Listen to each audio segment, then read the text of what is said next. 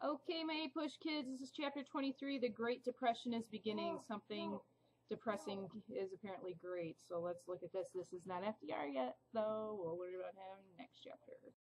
Section 1 is talking about how the economy did really poorly and what caused it to get sick, basically.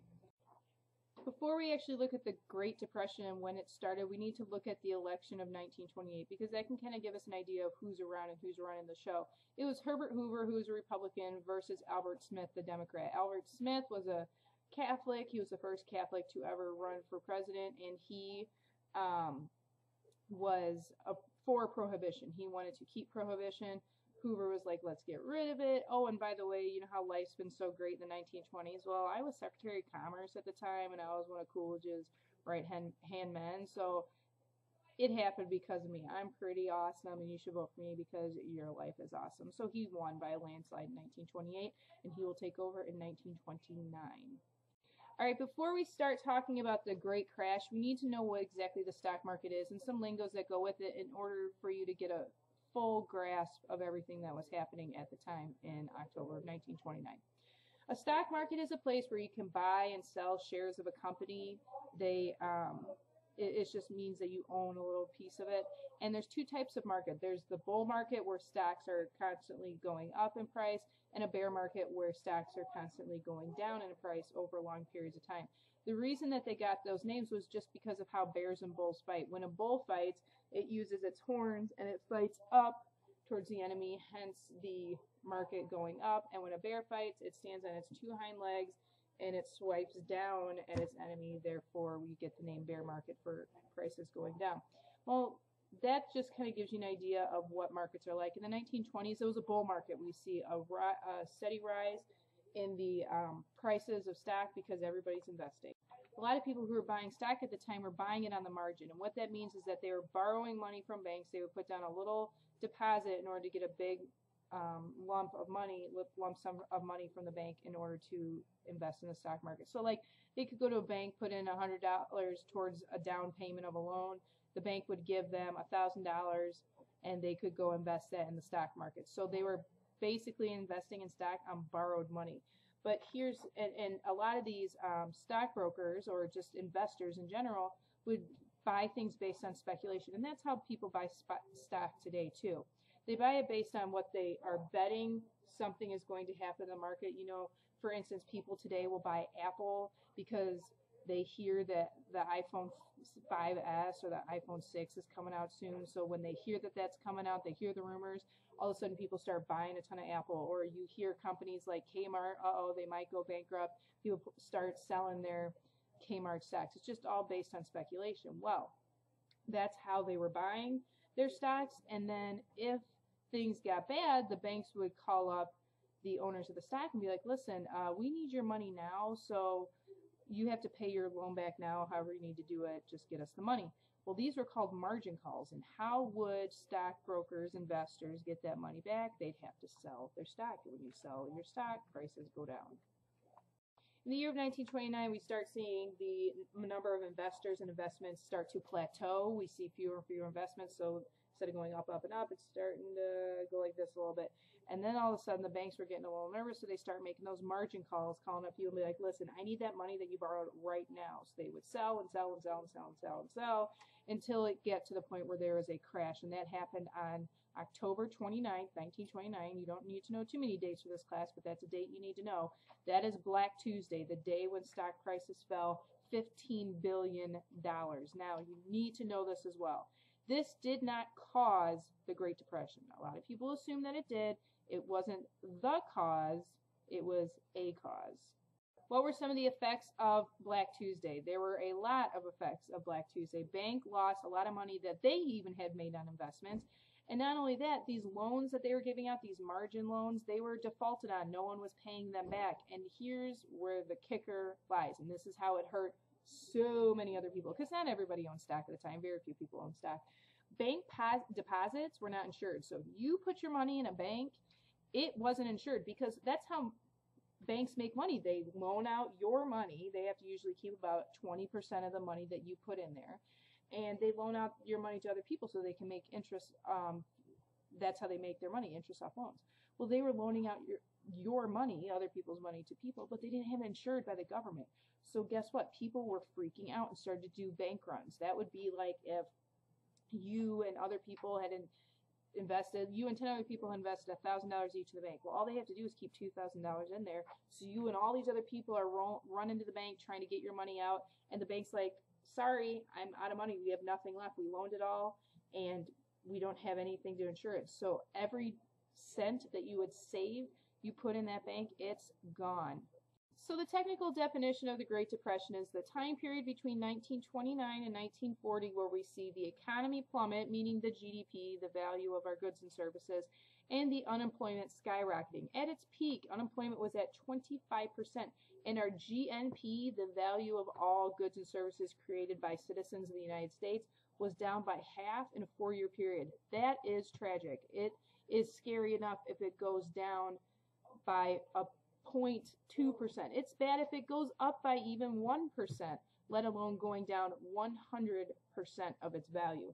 11,000 of the 25,000 banks in the United States failed, and people not only were losing jobs because of that, but they lost their savings. It was completely wiped out.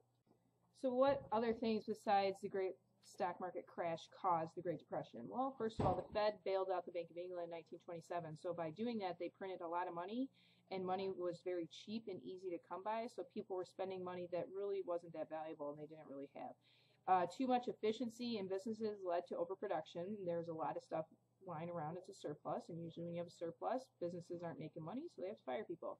There's a crisis in the farm sector. There was unequal distribution of wealth. We see 2/3 of the country earning less than $2,500 a year, which in today's day and age would be about $26,900. People weren't, because there was overproduction, there was low consumption. That meant people were being laid off. People couldn't pay their bills. They were doing the installment plans. It's just like having credit card debt today that can't be paid off. That's what an installment plan was like back then. And then the Hawley-Smoot tariff, which was a tariff that the Hoover administration put on imports, and that killed the United States economy because not only were prices more expensive on products, but no one was buying overseas from the United States because they were a little bitter and spiteful towards us for that. The next section we're going to look at is basically the hardships and struggles that people dealt with during the Depression.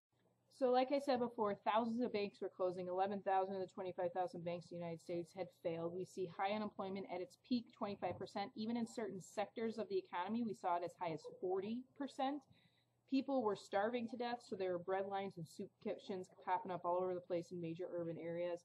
People couldn't pay their mortgages, so they were losing their homes. They were becoming homeless and moving into places known as shanty towns, which are just temporarily built homes. They call them Hoovervilles because they basically blamed Hoover for the Depression.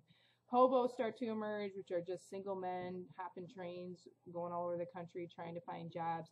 The Dust Bowl killed the which was caused by the Homestead Act of 1862. People were cultivating land that really shouldn't be cultivated. They over-cultivated it. It caused a major drought. And we see in the Great Plains states, farmlands completely destroyed and people losing their farms with that as well. Lots of people who lost their farms did move out west to California, hoping to get to the land of milk and honey like the book Grapes of Wrath talks about. This is the area of the Great Plains that got hit by the Dust Bowl the worst. You can see it was like Kansas, Colorado, Oklahoma got hit really, really bad, and so did New Mexico and even a little bit of Texas. The next few slides you're going to be looking at are images of the Dust Bowl. They just look like giant sandstorms that I'm sure you've seen in images or videos before of deserts. That's exactly what they look like, and you're going to see not only the Dust Bowl storms themselves, but also the aftermath.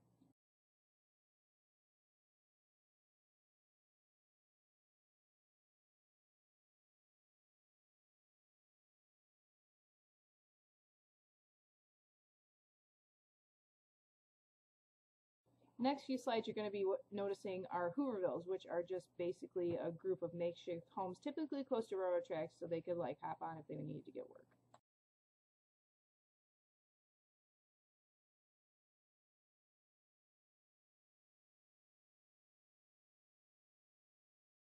If you look at this picture, this is an example of a breadline. You can see at the bottom left-hand side of the screen all the way all around those blocks, people are waiting in line for food. Arts and literature and entertainment during this time basically created stories and images of people escaping the Depression. It was the idea of overcoming hardship. We saw this with many different films like Walt Disney's Snow White and the Seven Dwarfs, Wizard of Oz, Mr. Smith Goes to Washington, Gone with the Wind. On the radio, they had different soap operas. They had a story of the Lone Ranger. They had George Burns, who did comedy. Again, just all different ways for people to escape the terrible times of the Great Depression.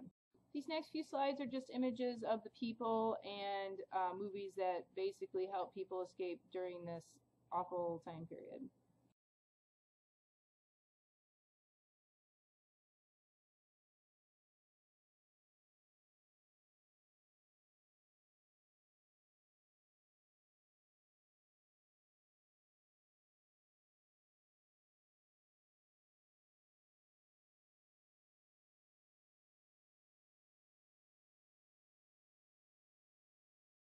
Depression art during this time really came in two forms, photography and writing. The artists and writers at the time and photographers really wanted to portray real life. We see that with John Steinbeck's Grape of Wrath, which it follows the Joad family from losing their farm because of the Dust Bowl and traveling out to California. William Faulkner was a novelist at the time who gave the attitudes of what Southern whites and African Americans felt of the Great Depression. Dorothea Lange, probably one of the most famous photographers well, definitely during the time period, but even in American history, took photos of people during the Great Depression, and some of these images that you'll see in the next couple of slides you'll recognize.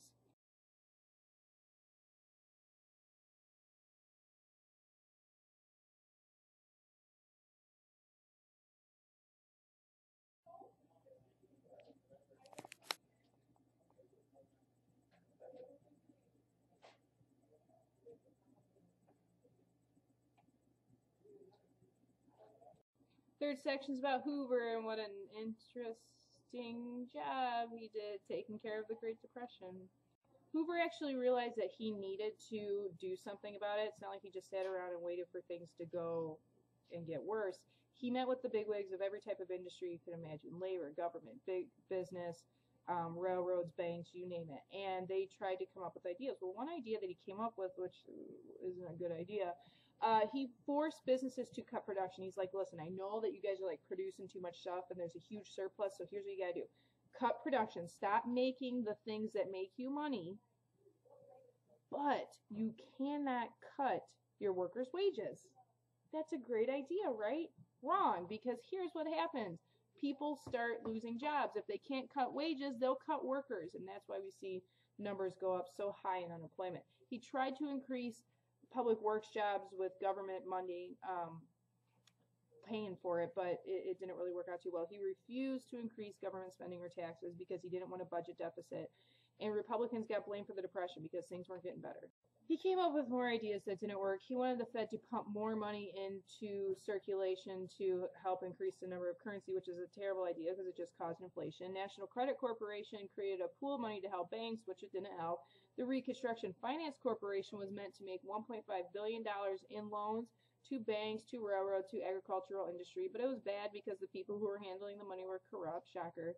Hoover felt that, you know what, there was only so much the federal government could do. Really, state and local governments should be the ones helping out in the Great Depression because everybody's different, and he felt like they would know and have a better idea of it. But he still kept doing things at the national level, like the Emergency Relief and Construction Act. Again, these acts weren't working. Rightfully so, people are getting upset. They're living in desolate times. They don't know what to do. Nothing's getting fixed. So there were hunger marches. We see looting. We see rallies. And the biggest rally of them all was that of the bonus march. There were World War I veterans who marched on Capitol Hill, and we're going to talk about that in a little bit. But we're also seeing a lot of farmers, even at the time, destroy their crops. 1 million farms were foreclosed upon, which meant that they were taken away by the banks, and they just destroyed them. Why? Because out of spite, they're like, listen, if they're taking my stuff, I'm not letting them get any type of profit out of them taking my crops and my land. Okay, so in 1932, we see the bonus march, the biggest march of the time. We see a lot of World War I vets who were promised $1,000, a bonus, by 1945 for fighting in the war. And they're like, listen, times are tough. Why don't you give us that $1,000 now? And they marched to Washington and said, listen, times are tough. Please give us that money now instead of in 1945. Hoover refuses to meet with them. The Senate votes it down. police and the Bonus Army clashed, and there were several deaths by the time everything was over. Little fun fact though, Hoover was actually sneaking a lot of the Army vets, the bonus marchers, food and blankets and drink water and everything like that, even though he never admitted to it, which was kind of surprising because you think as a politician he'd want to make himself look good by telling everybody he did that. Next two slides are just some images of the bonus march. You can see that these are guys who kind of made up a little bit of a Hooverville shack in front of it, and then the actual march on Capitol Hill.